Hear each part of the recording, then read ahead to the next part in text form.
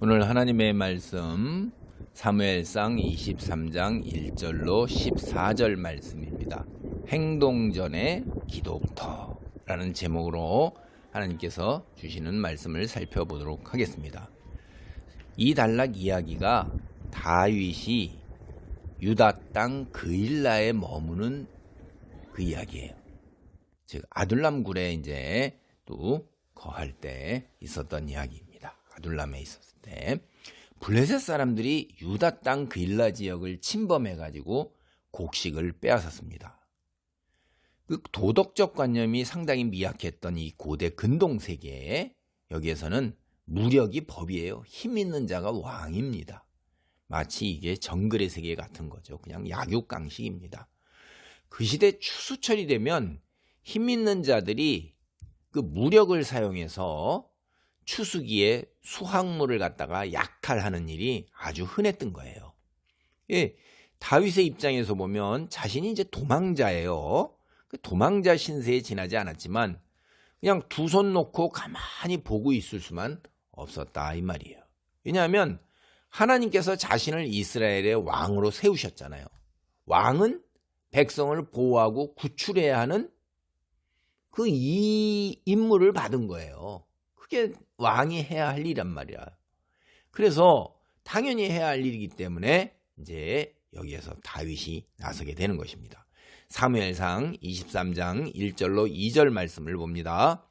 사람들이 다윗에게 전하여 이르되 보소서 블레셋 사람들이 그일라를 쳐서 그 타작마당을 탈취하더이다 하니 이에 다윗이 여호와께 묻자와 이르되 내가 가서 이 블레셋 사람들을 치리이까?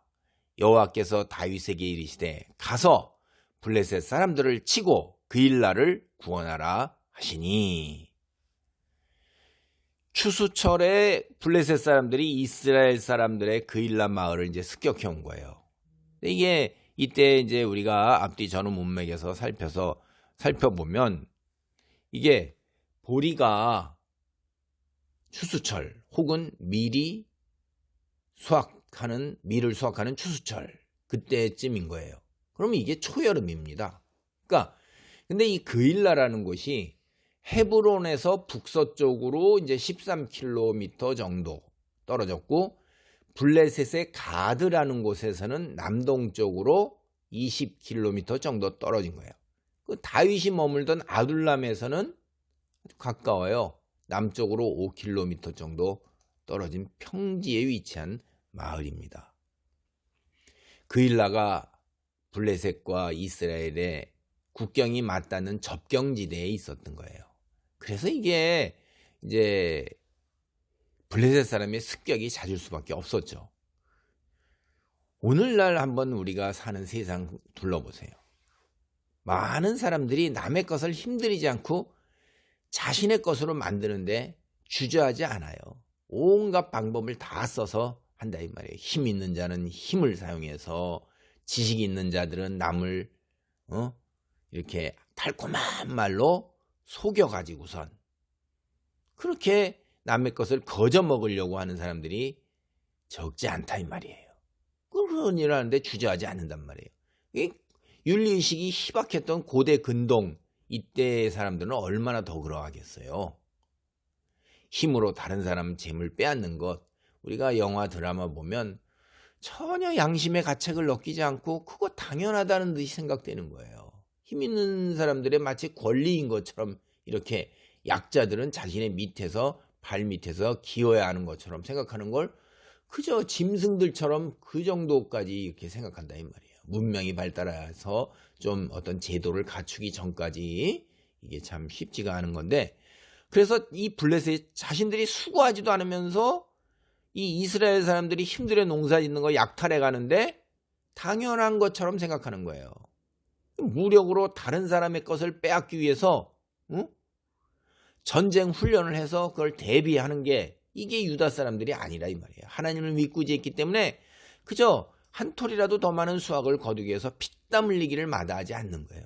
농부들이라 이 말이에요. 그리고 목자였다 이 말이에요. 농사를 짓는 사람들은 농부이고 목자이고 이 두 일을 다 겸해서 했던 건데 이 사람들의 그 피땀 어린 이런 수확물을 거저 먹겠다는 못된 심보. 이게 블레셋 사람이에요.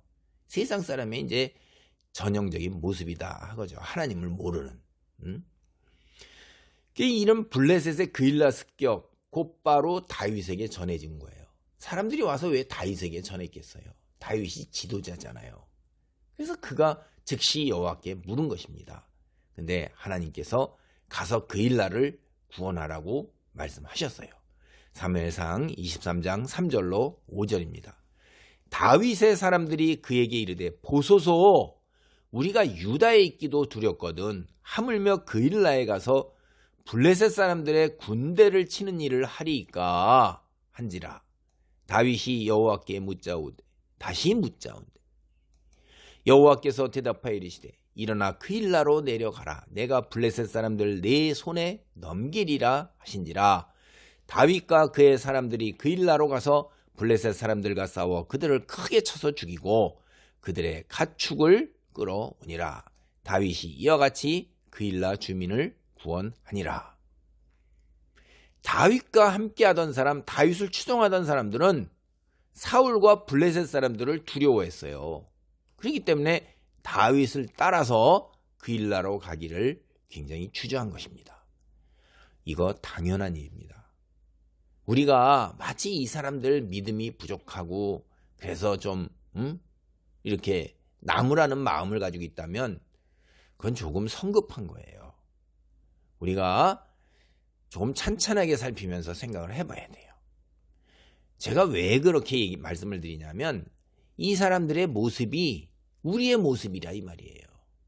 이 사람들의 모습이 성경에 나올 때 아이고 믿음이 없는 사람, 아이고 부족한 사람 이렇게 생각하는 게 그게 우리가 객관적으로 보면 그런데 그게 우리의 모습인데 그래서 그냥 급하게 해서 이렇게 딱 쉽게 판단하면 조금 더 우리가 놓친다 이 말이에요. 깨달아야 할 거를 놓친단 말이에요. 우리 모두의 일상적인 태도가 이 사람들의 모습 속에 그대로 있어요. 사실 눈에 보이는 현실을 넘어서 가지고 그 뒤에 있는 그 배경에 있는 하나님만을 의지하면서 오직 믿음으로 죽으면 죽으리라 또는 그리 아니하실지라도 우리 안희숙 여사나 혹은 다니엘의 친구들 이런 마음을 가지고 믿고 나아가는 결단 이게 그렇게 현실 세계에서 쉽지 않다 이 말이에요. 성숙한 믿음을 지닌 사람만이 가능한 것입니다. 우리 모두가 이런 경지에 도달하지는 않았기 때문에 그렇습니다. 그래서 여기 다윗과 함께 했다는 한 가지 사실 이걸로 우리가 하나님을 의지하는 다윗과 동일한 경지에 도달한 하나님의 백성이다 이렇게 볼 수는 없어요. 그게 증거가 안 된다는 거죠. 다윗과 함께 했다는 것이. 제가 여기에서 우리가 다시 한번 생각해 볼 게 이거예요. 교회에 출석하면서 교족부에 올라 있어요. 그래서 구역 예배도 드리고 선교회도 나가요. 주일 예배도 나옵니다.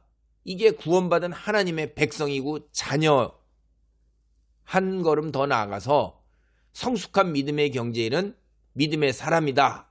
이런 결정적 증거가 될 수 없다는 겁니다.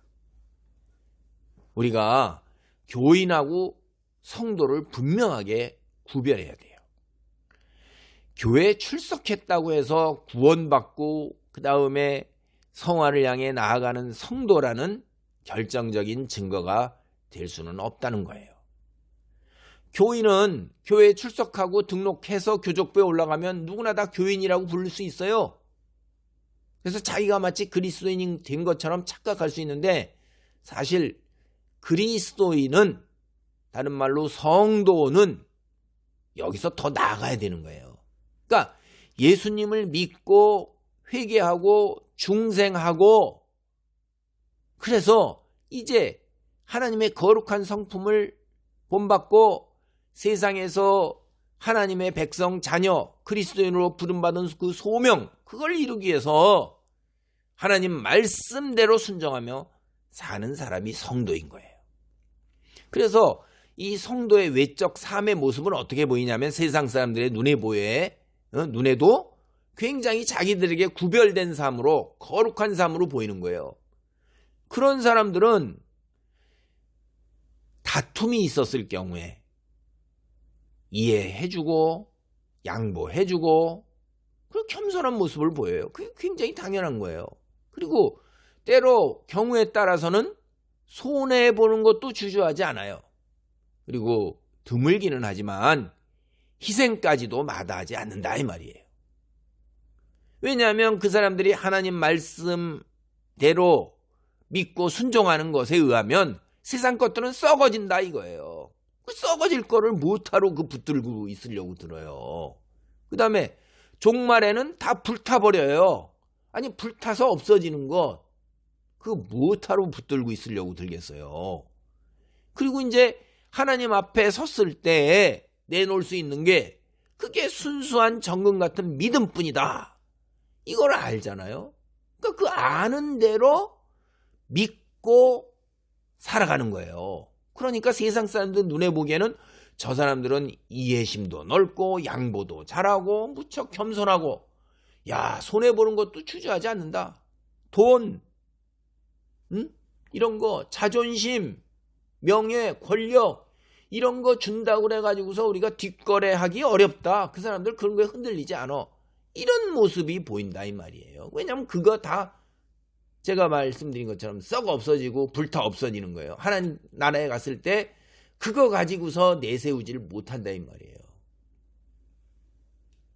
세상 모든 것을 채우시고 공급하시는 분이 하나님이라는 사실을 믿기 때문에 하나님 말씀에 들기 위해서 하나님 마음에 들기 위해서 하나님 편에 서는 거예요.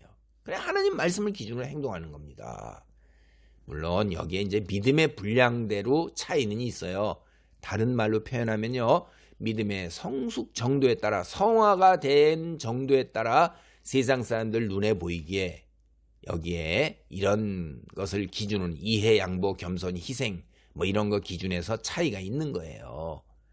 그러나 성도는 분명하게 교인과 구별되는 거예요. 이게 오늘 본문에서 다윗과 다윗 주변에 모인 사람들이 구별되는 것과 마찬가지인 거예요. 다윗은 믿음의 사람입니다. 그러나 다윗 주변의 사람은 오합지졸이에요. 오합지졸. 그들이 막강한 블레셋 사람을 상대로 해서 싸우려고 드는 것 그들의 눈에 보면 이거 무모하고 승산이 없는 싸움이고 현실적으로 그들의 생각이 틀린 게 아닙니다. 오늘날도 우리 보세요. 현실적으로 눈에 보이는 것만을 고려하면 이들이 판단하고 생각한 거하고 상황이 다를 바가 하나도 없는 거예요. 세상 사람들은 눈에 보이는 것만 고집하는 거예요. 우리는 그 눈에 보이는 것 뒤에 계신 세상의 통치자도 하나님이 세우시고 세상도 하나님이 다스리신다는 걸 믿는 사람들이에요. 이제 다윗은 자신의 리더십이 시험을 받게 되는 분기점에 서게 된 거예요. 사울처럼 백성들의 여론을 따를 것인가? 아니면 하나님이 세우신 리더로서 하나님 말씀을 믿고 의지하며 따라갈 것인가? 근데 이제 백성들의 반대가 이게 만만하지 않잖아요. 도와주는 사람이 없어요. 그러니까 다윗도 어떻게 할 수밖에 없어요. 홀로 쓸 수는 없는 겁니다. 고민하면서 다시 한번 하나님께 묻는 거예요. 근데 하나님은 처음보다도 더 구체적으로 말씀하시는 거예요. 4절을 보면 내가 블레셋 사람을 내 손에 넘기리라 이렇게 딱 구체적으로 말씀하시잖아요. 그러니까 다윗은 하나님 말씀을 2차례나 확실하게 들었잖아요.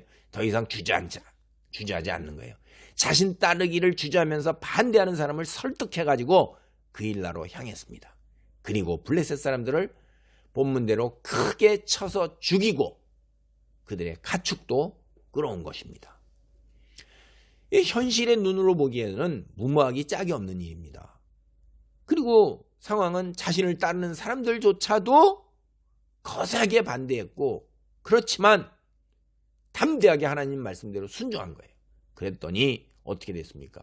승리했을 뿐만 아니라 많은 재산까지도 얻게 된 거예요. 다윗은 첫 번째로 막이한 리더십의 그 위기를 잘 넘겼습니다. 이 사건을 통해서 다윗을 추종하는 사람들은 다윗을 따라가면 이게 우리가 하나님께서 우리를 승리로 이끄시는구나 이런 자신감을 갖게 되는 겁니다. 이제 그래서 더불어서 여기서 하나님 믿는데 행동에 앞서 먼저 하나님의 뜻을 구해야 된다는 거예요. 그리고 하나님의 뜻을 확인해야 된다는 거예요. 그리고 철저하게 순종해야 된다는 것입니다.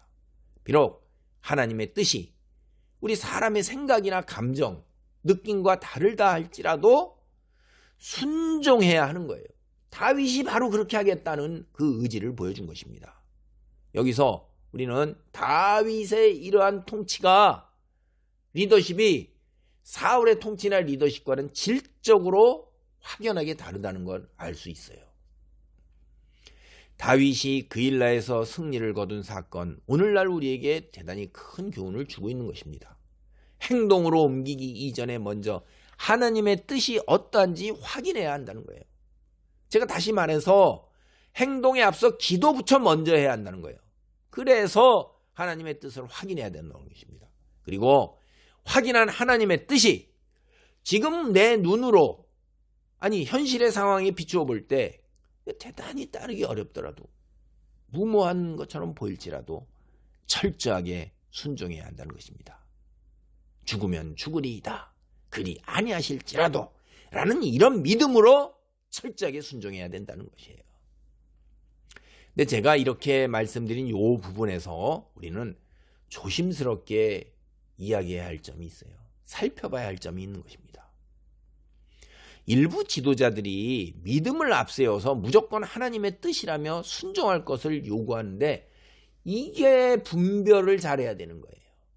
그게 과연 하나님의 뜻에 순종하는 것이냐, 혹은 사람의 욕심을 앞세운 건데 하나님의 뜻과 믿음으로 포장하는 것이냐, 이거를 잘 살피고 분별해야 되는 거예요. 근데 이게 어렵습니다. 흔히 우리가 비전이라고 내세우는 것들이 있죠. 목표라고 내세우는 것들이 있어요. 근데 이게 과연 하나님의 뜻인지, 아니면 사람의 비전과 목표를 하나님의 뜻과 믿음으로 교묘하게 잘 포장을 해가지고 우리한테 던져놓고 있는 것인지, 강요하고 있는 것인지를 이걸 잘 헤아려 봐야 돼요.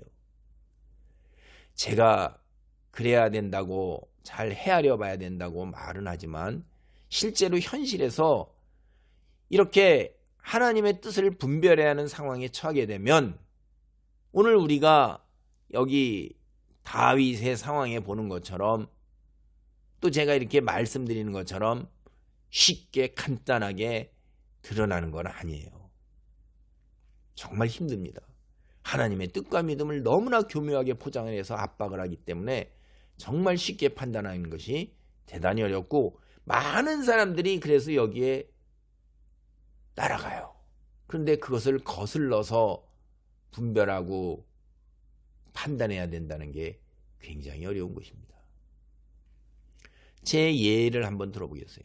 제가 아주 오래전에 다니던 교회에서 이제 그 시절에 건축을 결정을 했어요. 그 건축 헌금에 관해서 당연히 목사님이 자주 말씀하시죠.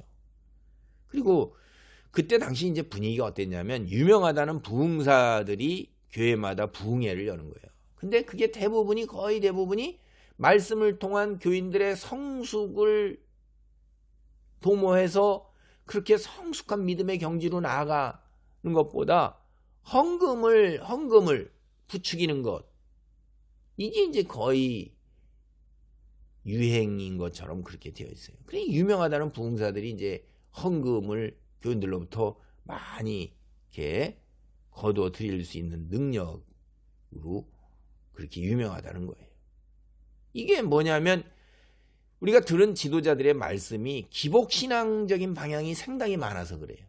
그래서 기복신앙에 젖은 교인들은 먼저 드려야 복을 받는다. 그러니까 먼저 드리고 나서 그 다음에 하나님께서 주신다 이거예요. 하나님께서 받아가지고서 복을 받아서 기도해서 구해서 복을 받고 그걸 드리려고 하지 말고, 내가 없는 형편에서 없더라도 믿음으로 내가 11조를 얼마를 주십시오 라고 기도하고, 그러면 받았다 생각하고 그만큼의 11조 액수를 먼저 드리라고.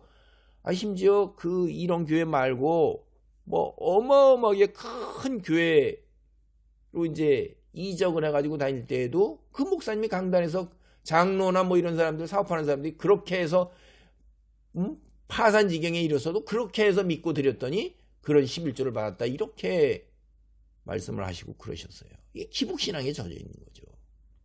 그래서 이런 분위기와 이런 말을 거부하지 못하고 감당할 수 있는 능력을 넘어서서 헌금을 작정하도록 이제 많이 그렇게 했던 시절이 있었습니다. 그래서 설교에서만 이야기하는 게 아니라 부흥회까지 열어서 이제 건축 헌금을 모았었습니다. 저는 이제 당시에 이 지도자의 말이 그게 인간의 해석이 아닌 하나님의 뜻이라고 철저하게 믿었어요. 그래서 시키는 대로 천국 통장도 만들고 집한돈도 헌금했습니다. 근데 그 이후에 그 교회가 건축을 맡은 장로가 홀로예요. 홀로 한 명. 이것도 이해가 안 가죠. 건축 현금을 횡령하고 몽땅 도망가는 바람에 굉장히 숱한 어려움을 겪었어요. 이게 모두 지나간 시대의 부끄러운 모습의 한 단면인 것입니다. 제가 이게 우리가 이런 부정적인 면만 보는 게 아니라 이것도 생각을 해봐야 돼요. 이걸 다른 한편에서는 현실의 여건에 굴복하지 아니하고 단순하게 하나님만을 의지했던 그 성도들의 순수한 믿음, 이런 면은 굉장히 긍정적인 거예요. 철저하게 하나님의 뜻이라고 생각해서 그걸 분별하지 못했던 면에서 아쉬움이 있지만은 하나님의 뜻이라면 현실의 여건을 넘어서 가지고선 담대하게 믿고 의지하고 나아갔던 그 순수한 믿음, 이건 대단한 위대한 신앙입니다. 오늘날도 우리가 여전히 본받아야 할 신앙에 굉장히 긍정적이고 순수한 거예요. 본문으로 돌아와서 다윗이 어떻게 하나님의 뜻을 물을 수 있었습니까? 그게 사무엘상 23장 6절입니다. 아히멜렉의 아들 아비아달이 그일라 다윗에게로 도망할 때에 손에 에봇을 가지고 내려왔더라. 제사장 아비아달이 에돔 사람 도에게 학살을 피해서 다윗에게 도망올 때 에봇을 가져왔어요. 에봇은 제사장들이 세마포를 입고 그 위에 입는 기타란 그 옷인데 겉옷 같은 거죠. 조끼 같기도 하고 겉옷 같기도 하고 기타란 조끼 같은 건데 우리가 이 그림을 보면 거기에 이제 12부족을 나타낸 12 그 보석이 박혀 있었고 주머니에 우림과 둠밈이라는 것이 들어 있었습니다. 그래서 그것을 통해서 하나님의 뜻을 묻는 거예요. 근데 이 반대로 사울은 노베 제사장을 아주 몰살을 했어요. 그 제사장들, 전국의 제사장들과 이제 담을 쌓게 된 거죠. 다윗은 이스라엘의 통치자로서 이제 모든 것을 사실은 완벽하게 갖춘 것입니다. 그의 곁에는 하나님의 계시를 전해주는 선지자 갓이 있었어요.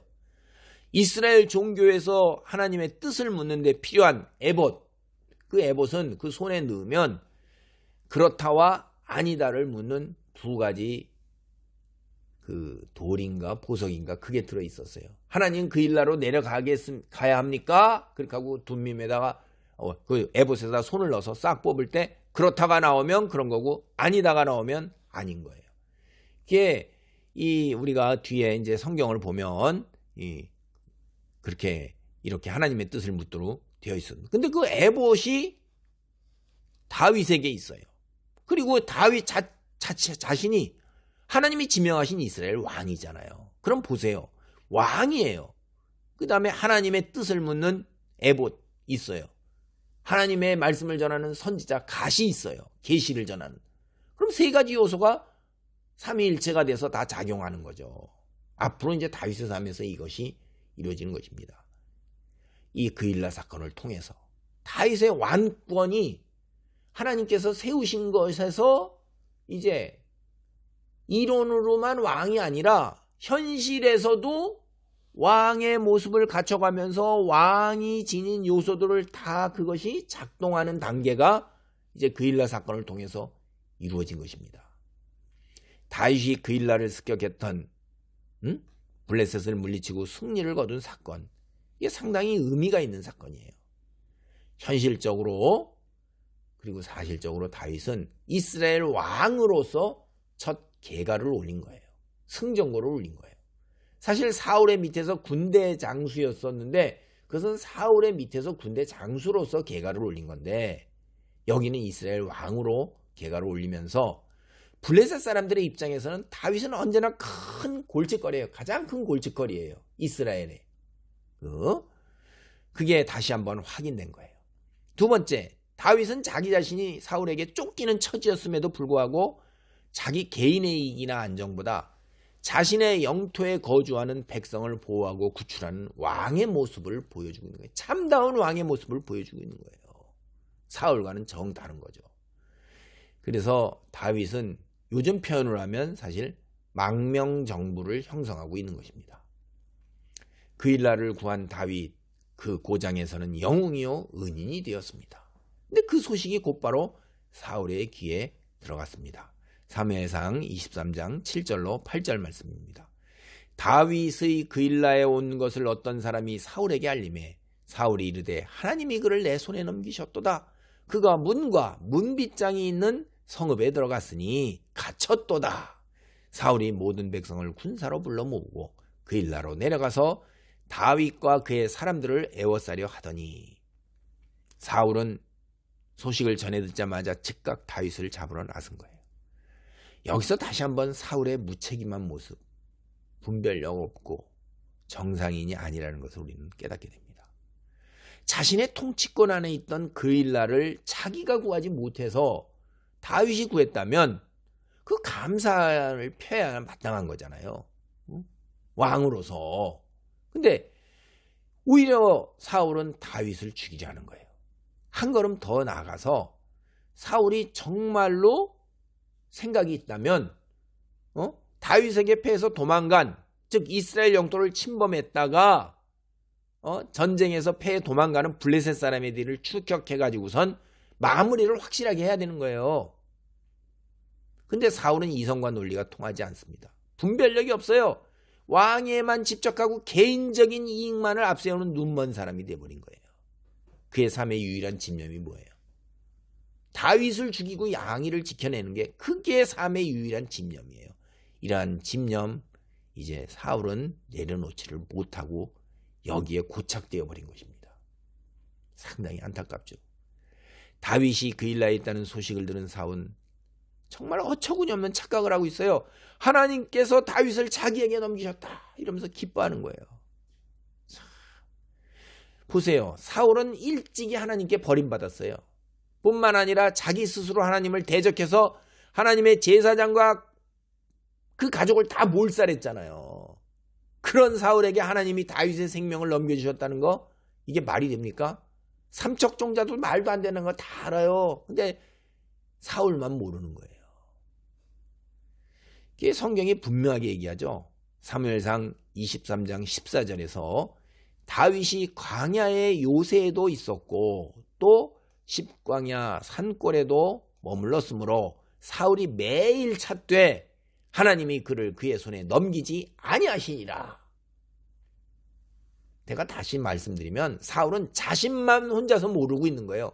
세상 사람들은 모두 다 알고 있는데도 자신만 착각 속에서 살고 있는 겁니다. 사무엘상 23장 9절로 13절 말씀입니다. 다윗은 사울이 자기를 해하려 하는 음모를 알고 제사장 아비아달에게 이르되 에봇을 이리로 가져오라 하고 다윗이 이르되 이스라엘 하나님 여호와여 사울이 나 때문에 이 성읍을 멸하려고 그일라로 내려오기를 꾀한 다음을 주의 종이 분명히 들었나이다. 그일라 사람들이 나를 그의 손에 넘기겠나이까? 주의 종이 들은 대로 사울이 내려오겠나이까? 이스라엘의 하나님 여호와여 원하건대 주의 종에게 일러주옵소서 하니 여호와께서 이르시되 그가 내려오리라 하신지라. 다윗이 이르되 그일라 사람들이 나와 내 사람들을 사울의 손에 넘기겠나이까 하니 여호와께서 이르시되 그들이 너를 넘기리라 하신지라. 다윗과 그의 사람 600명가량이 일어나 그일라를 떠나서 갈 수 있는 곳으로 갔더니 다윗이 그일라에서 피한 것을 어떤 사람이 사울에게 말하매 사울이 가기를 그치니라. 비록 다윗이 고마운 사람이지만 그일라 사람 입장을 한번 생각해 보면 사실 한 철의 추수를 되돌려 받게 해준 거예요. 근데 그 사람들의 그 다윗에게 예우를 갖추기 위해서 사울의 손에 몰살당하는 거, 이거 선택할 수는 없잖아요. 더욱이 그일라 사람들도 사울이 노베에서 행한 학살에 대해서 이미 다 알고 있었을 것입니다. 그러니까 세상에서 우리가 다른 사람에게 선을 베푼다 이 말이에요. 하나님의 말씀에 순종해서 이웃사랑을 한다 이 말이에요. 근데 그 사람들이 우리에게 선함으로 대갚아야 한다 이렇게 생각하면 안 됩니다. 많은 경우에 실망만 하고 말 겁니다. 제가 단적으로 예를 들어보면 예수님이 인류를 위해서 십자가 순환을 받았어요. 근데 오늘날 믿는 자보다 더 많은 사람들이 여전히 예수님을 모욕하고 예수님께 돌을 던지고 있어요. 세상은 그런 거예요. 우리 주께 은혜 입은 그리스도인들도 심지어 우리들도 때로 주님을 배반하고 주님을 욕되게 하고 있잖아요. 주님을 다시 십자가에 못 박는 일을 하고 있다 이 말이에요. 만약에 이제 그일라 사람들이 사울에게 몰살당한다면 다윗이 생명을 걸고 그들을 블레셋 사람에게 구원해낸 일, 이게 뭐예요? 아무것도 아닌 거 되잖아요. 그러니까 이제 그런 소식을 들었을 때 다윗이 입장이 좀 난처한 겁니다. 그래서 다윗은 기도를 한 거예요. 기도를. 다윗은 자신의 삶을 주장하시는 분, 하나님의 뜻에 전적으로 자기 목숨을 맡기기로 한 것입니다. 사울은 다윗과 대조적으로 하나님과 상관없이 자기 뜻대로 살아가요. 근데 다윗은 이와 달라요. 하나님께 모든 것을 아뢰고 그분의 뜻을 받들어 살고자 애를 쓰고 있다 이 말이에요. 오늘날 표현으로 말하면 사울은 세상 사람의 모습이에요. 다윗은 신실한 성도의 모습인 것입니다. 사실 제가 말은 이렇게 하지만 우리 다 알죠. 현실에서 다윗과 같은 선택을 하며 살기가 쉽지가 않아요. 그래서 때로 사울의 모습도 취하고 때로 다윗의 모습도 취하고 어떤 때는 사울과 다윗을 적당히 섞어서 취하고, 이게 우리의 모습이에요.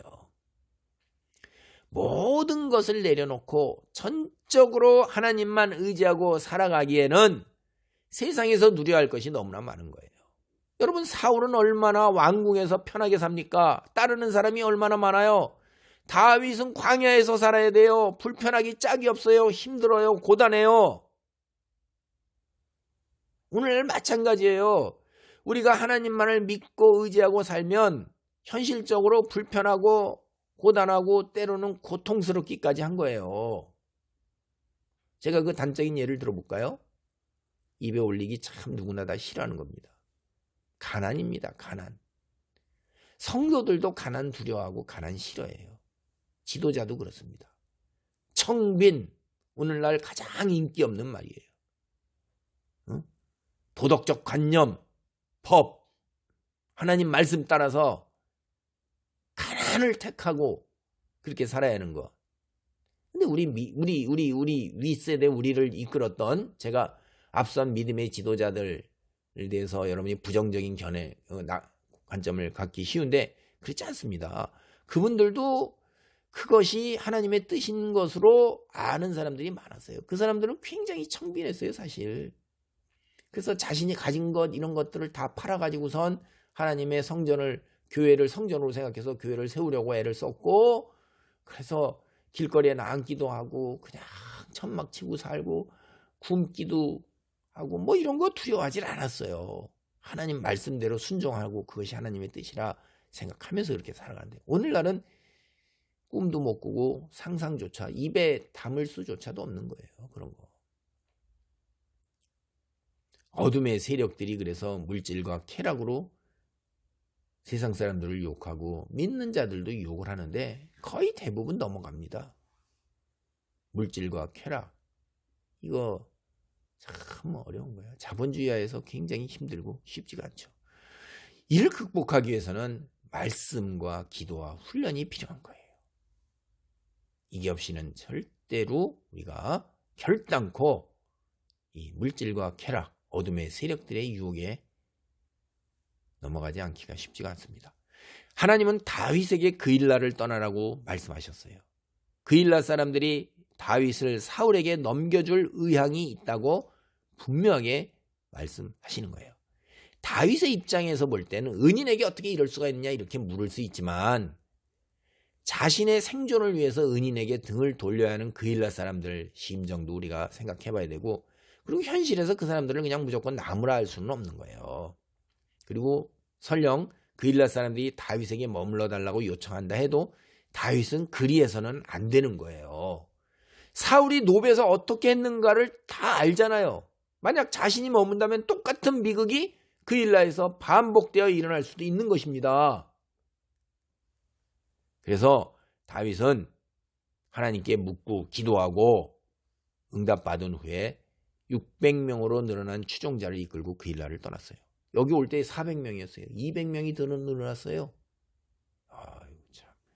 다윗이 떠났다는 소식을 들은 사울, 그일라로 가는 것을 멈췄습니다. 다윗이 떠남으로 인해서 그일라 사람들에게 임할 수 있었던 전쟁, 그리고 몰살, 이런 비극이 일어나지 않고 예방되었던 것입니다. 다윗의 떠남이 그일라 사람에게도 축복이요, 다윗의 심령도 평안하게 된 거예요. 우리는 간혹 이 같은 이런 원리, 떠나는 원리, 이게 재현되는 것을 목격해요. 그러니까 어떤 때는 떠나주는 것, 이게 모든 사람을 위하는 길이 되기도 합니다. 어떤 때라고 말씀드렸어요. 경우에 따라 다른 겁니다.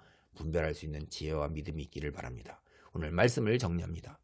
성도는 다른 사람에게 선을 베푸는 것으로 족한 줄 알고 감사해야 합니다. 그것 성도라면 마땅히 행해야 하는 바예요. 다시 말해 예수님을 따라 세상에서 선을 베푸는 것만으로도 자신이 축복 가운데 살게 되었다며 감사할 줄 알아야 되는 거예요. 이게 성숙한 믿음으로 나아가는 것입니다. 그리고 믿음과 순종으로 포장된 거짓된 하나님의 뜻, 이걸 분별할 수 있어야 돼요. 다시 말해 영적 안목과 지혜를 지녀야 합니다. 끝으로 무엇을 행동으로 옮기기 이전에 먼저 기도로 하나님의 뜻을 묻고 하나님의 뜻에 따르는 그런 은혜가 있어야 합니다. 매사에 기도보다 앞서지 않고 늘 신중하면서 조심하는 믿음의 사람이 되기 바랍니다. 기도하겠습니다. 하나님 감사합니다. 우리에게 하나님 말씀을 오늘까지 보존하여 주시고 예수 그리스도를 통하여 우리를 구원으로 인도하신 하나님의 자비와 은혜와 능력을 찬양하며 경배합니다. 우리가 성숙한 믿음의 자리에 나아갈 수 있도록 우리에게 말씀으로 우리를 덮으시고 주의 권능으로 보호하시며 하나님 맡겨주신 소명 온전하게 이룰 수 있도록 영적 안목과 지혜를 지니며 늘 기도하는 삶이 되도록 축복하여 주옵소서. 예수님의 이름으로 기도하옵나이다. 아멘.